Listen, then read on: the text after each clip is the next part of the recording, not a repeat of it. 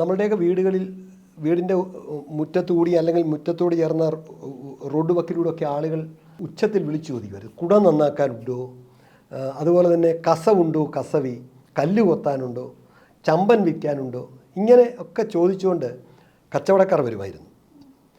അങ്ങനെ ഒരു കാലം ഉണ്ടായിരുന്നു. പക്ഷേ ഇപ്പോഴും നമ്മുടെ കുഞ്ഞുങ്ങളോടൊന്നും പറഞ്ഞാൽ അങ്ങനെ ഒരു കാലത്തെക്കുറിച്ച് അവർക്ക് ചിന്തിക്കാൻ പോലും കഴിയില്ല. പക്ഷേ അങ്ങനെ ഒരു കാലം കേരളത്തിൽ നിലനിന്നിരുന്നു. ഇപ്പം മീൻ കച്ചവടം പോലും അങ്ങനെയായിരുന്നല്ലോ, ആരംഭകാലത്ത് അങ്ങനെയായിരുന്നു. അപ്പോൾ അങ്ങനെയുള്ള ഒരു ഓർമ്മ നമ്മുടെ മനസ്സിൽ വരുമ്പോൾ ഇപ്പോൾ അതിനൊരു പുതിയ വേഷം, പുതിയൊരു രൂപവും ഭാവവും വന്നിരിക്കുന്നു. ആ ചോദ്യങ്ങളെല്ലാമേ ഒഴിവാക്കി. കാരണം അങ്ങനെ ഇപ്പോൾ ആരും വരാറില്ല. കല്ല് കൊത്താനും കസവ് വാങ്ങാനും കുട നന്നാക്കാനും അതുപോലെ തന്നെ ഇതുപോലുള്ള ചമ്പൻ വാങ്ങാനും ഒന്നും ആരും ഇപ്പോൾ വരുന്നില്ല. അങ്ങനെ കച്ചവടം ചെയ്തിരുന്ന ഒരു സമൂഹം തന്നെ ഏതാണ്ട് പടിയിറങ്ങിപ്പോയി.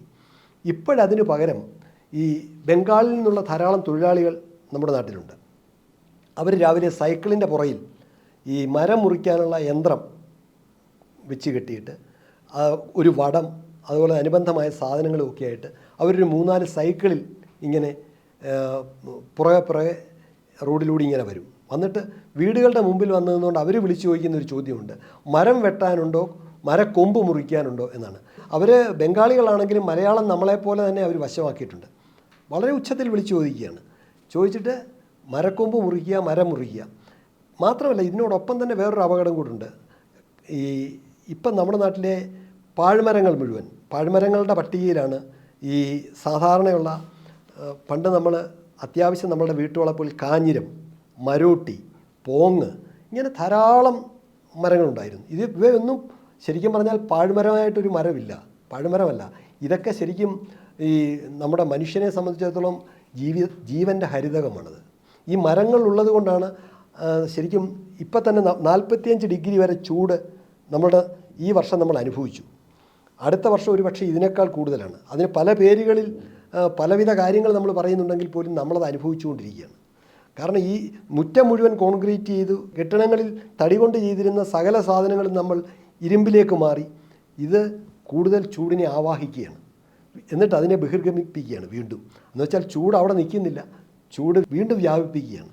അപ്പോൾ ഈ ഒരു അവസ്ഥ ഉണ്ടാകുമ്പോൾ ഇതിനൊക്കെ ഒരു ശമനമെന്ന് പറയുന്നത് പ്രകൃതി നമുക്ക് നൽകിയിരുന്ന ഏറ്റവും വലിയ നന്മയും ഇതിനൊരു ഒരു മറുമരുന്നായിരുന്നു ശരിക്കും മരങ്ങൾ. ശരിക്കും ആഗോളതാപനത്തിനും എന്താണ് മറുപടി എന്ന് ചോദിച്ചാൽ മരമാണ് മറുപടി. നമ്മൾ ഇതെല്ലാം അനാവശ്യമാണ്, എന്തിനാണ് ഇത്രയും മരങ്ങളെന്ന് ചോദിച്ച് ഇങ്ങനെ ഇതിനെ മുറിക്കാൻ ആളിനെ കൂടെ കയ്യെത്തും ദൂരത്ത് കിട്ടിയതോടുകൂടി ഇത് മുഴുവൻ മുറിച്ചു തള്ളുകയാണ്. ഒരു ചെറിയ തുക തന്നിട്ട് ഈ മരങ്ങൾ മുഴുവൻ എടുത്തിട്ട് പെരുമ്പാവൂരിലേക്ക് പോവുകയാണ്. പെരുമ്പാവൂരിൽ ഇതെല്ലാം പൾപ്പാക്കുകയും മറ്റു പലവിധ സാധനങ്ങളാക്കി മാറ്റുകയും ചെയ്യുന്ന കോതമംഗലം, പെരുമ്പാവൂർ തുടങ്ങിയ പ്രദേശങ്ങൾ കേന്ദ്രീകരിച്ച് ഇത് വൻ ബിസിനസ്സാണ്. ഇപ്പോൾ അവരുടെ ചെറിയ ചെറിയ കൊച്ചു കച്ചവടക്കാർ നമ്മുടെ എല്ലാ നാട്ടിൻപുറങ്ങളിലുമുണ്ട്. അവരാണ് ഈ മരങ്ങൾ മുഴുവൻ ഒന്നിച്ച് വാങ്ങിയിട്ട് ദിവസേന ലോറിക്കണക്കിന് മരങ്ങളാണ് ഇങ്ങനെ ചെറിയ കഷ്ണങ്ങളാക്കി മുറിച്ച് ഈ പെരുമ്പാവൂരിലേക്ക് പോകുന്നത്. ഇപ്പോൾ MC റോഡിൽ നിന്നാൽ നമുക്ക് കാണാം, എണ്ണമെടുത്താൽ ഒരു വൈകുന്നേരം ഒരു 9 മണി മുതൽ ഒരു 3 മണി 4 മണി വരെയുള്ള സമയത്തിനിടയ്ക്ക് 100 കണക്കിന് ഈ മരങ്ങൾ നിറച്ച വണ്ടികളാണ് MC റോഡിൽ കൂടി പോകുന്നത്. ഇതെല്ലാം പെരുമ്പാവൂരിലേക്ക് പോവുകയാണ്.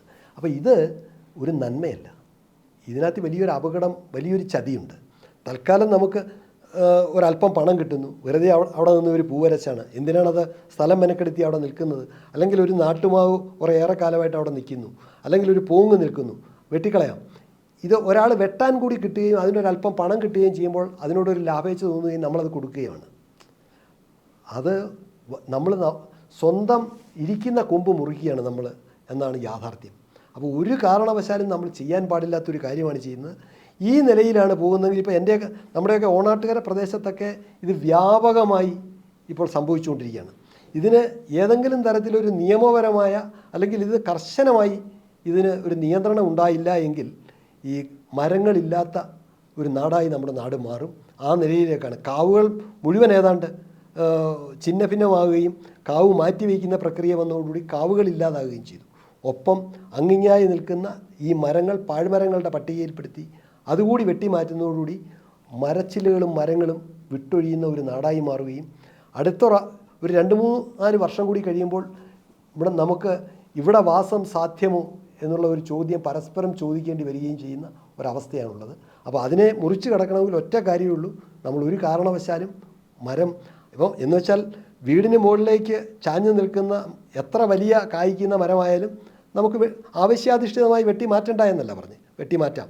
പക്ഷേ ഒരാവശ്യവും ഇല്ലാതാണ് ഇപ്പോൾ നമ്മൾ മരം മുറിക്കുന്നത്.